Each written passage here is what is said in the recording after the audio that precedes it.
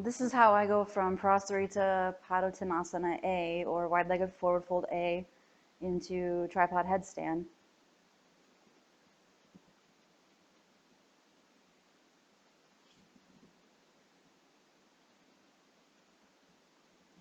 From your wide-legged forward fold, it's important, obviously, to be able to get the crown of your head to the floor. So flex the hips to do it. If necessary, you can take the feet a little wider. That will bring the head closer to the floor.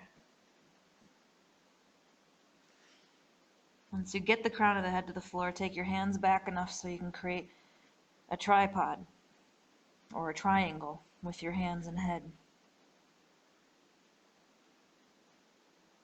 The next step then is to make sure that you're lifting the shoulders up away from the floor, that you're not letting them just sag there. And then the next step is to lean a little forward, round your back a little bit to engage the core, and then go up to the tiptoes. Shoulders lifting up away from the floor. And then it's a pelvic tilt that lifts your feet. It's an anterior pelvic tilt. So all I did there was untuck my tail. And then the legs come up.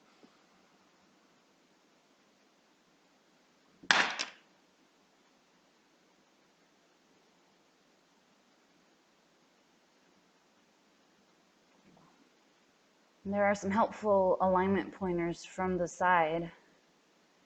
When I bend into this pose at the hips, this is what you see. This is what we want to aim for.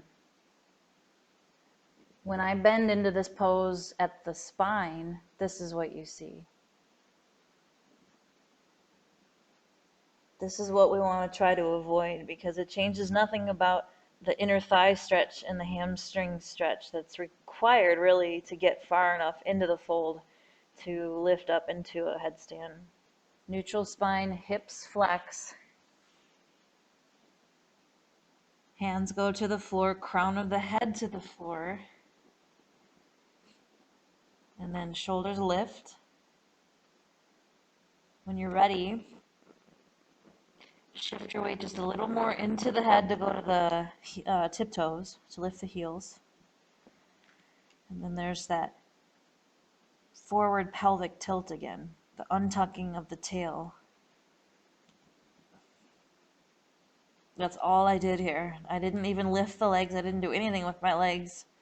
I just untucked my tail. Then from there, it's legs lifting.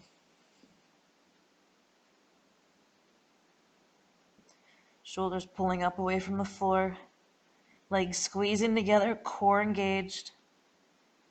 Fingers rooted down. Glutes contracted. To come out the same way, you just widen the legs apart.